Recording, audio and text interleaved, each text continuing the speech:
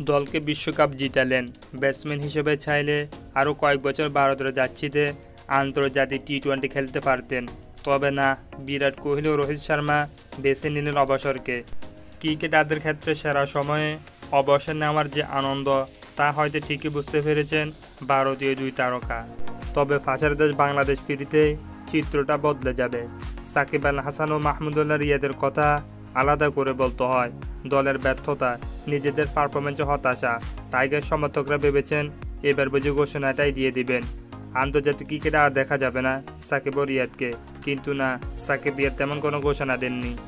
সাকিব রিয়াদরা অবসর না নিলেও কোহলি রোহিতরা চোখে আঙ্গুল দিয়ে দেখিয়ে দিলেন সঠিক সিদ্ধান্তটা সঠিক সময় নিতে হয়। এ নিয়ে টাইগার সমর্থকরা আছেন সরব। অনেকে দীর্ঘশ্বাস ছেড়ে বলেছেন নিজের দেশের ক্রিকেটাররা কবে এমন বুদ্ধিমান হবেন।